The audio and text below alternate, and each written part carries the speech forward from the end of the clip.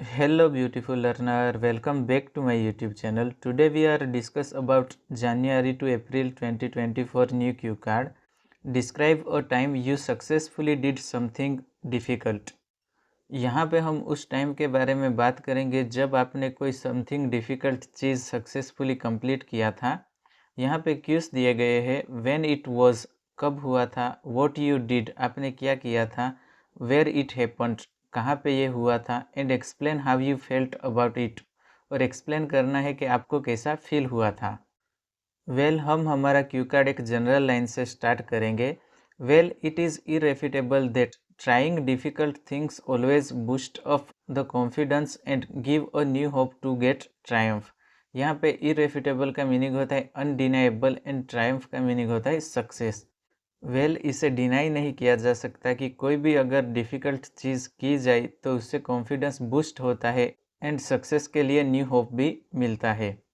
From my childhood to this cutting edge era, I have done myriad arduous activities, although sometimes my experience was not up to the mark, but the majority of the time I was over the moon. मेरे बचपन से लेके इस modern ज़माने तक मैंने बहुत सारी डिफ़िकल्ट एक्टिविटीज़ की है। आर्डोस का मीनिंग होता है डिफ़िकल्ट, मायरिड का मीनिंग होता है many and cutting edge era का मीनिंग होता है मॉडर्न ज़माना।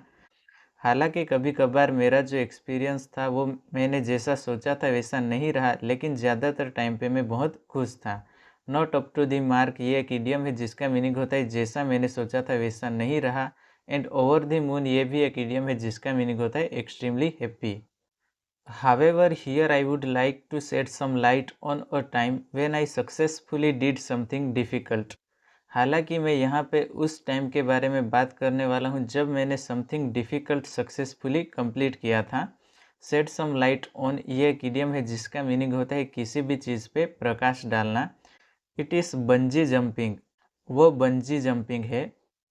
While walking down my memory lane, I vividly reminisce 1 year ago during my summer vacation. My peers and I arranged an excursion to Rishikesh as it is renowned for its adventurous activities.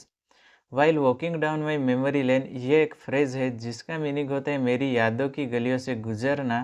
I vividly reminisce, I strongly remember, reminisce का meaning होता है remember।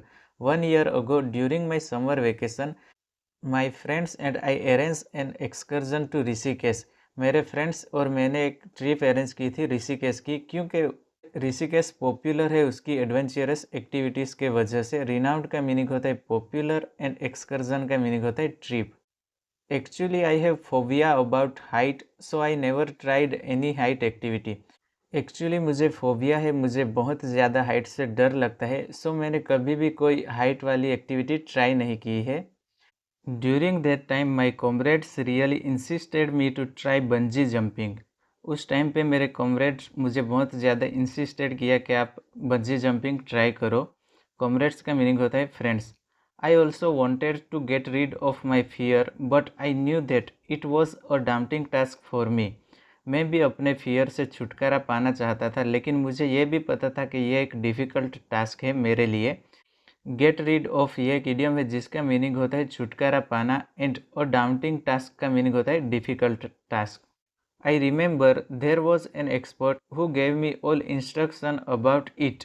मुझे याद है कि वहाँ पे एक एक्सपर्ट था जिसने ऑल इंस्ट्रक्शन बताई थी बंजी जंपिंग के बारे में।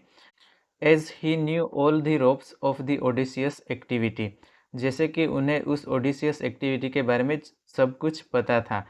ऑल दी रोप्स ये एक इडियम है जिसका मीनिंग होता है किसी भी चीज़ के बारे में सब कुछ पता होना। एंड ऑस्पिशियस का मीनिंग होता है adventurous.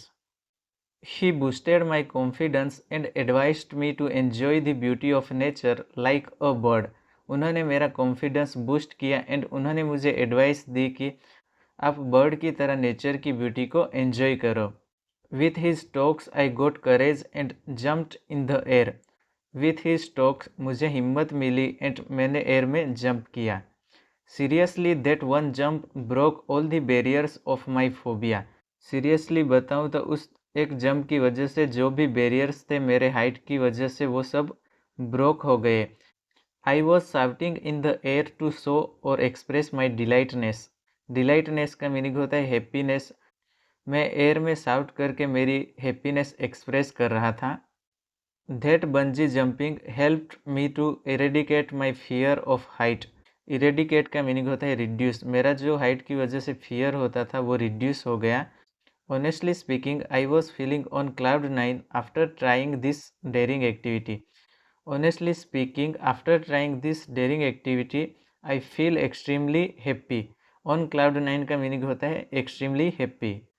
When it comes to the question that how I feel about it, to be honest, I have nothing to speak ill about this situation. अगर इस क्वेश्चन पे बात करें कि मुझे कैसा फील हुआ था, ऑनेस्टली बोलूँ तो मैं इसके बारे में कुछ भी बुरा नहीं बोल सकता हूँ। Even I can say this situation was for me like killing two birds with one stone. I not only feel delighted after doing it, but also got rid of height fear. Killing two birds with one stone ये एक idiom है जिसका meaning होता है एक तीर से दो निशाने लगाना। इवन ये सिचुएशन मेरे लिए एक तीर से दो निशाने लगाने जैसी थी। ये एक्टिविटी करके मैं ओनली खुश ही नहीं हुआ बल्कि मेरा जो हाइट फियर था वो भी दूर हुआ। डिलाइटेड का मीनिंग होता है happiness and got rid of का मीनिंग होता है छुटकारा पाना। To cut the long story short, it was an uphill task which I did successfully. To cut the long story short ये एक इडियम है जो हम एंडिंग के लिए यूज़ करते हैं। यही वो डिफ़िकल्ट टास्क था जो मैंने सक्सेसफुली कंप्लीट किया था। एन अपहिल टास्क का मीनिंग होता है डिफ़िकल्ट टास्क।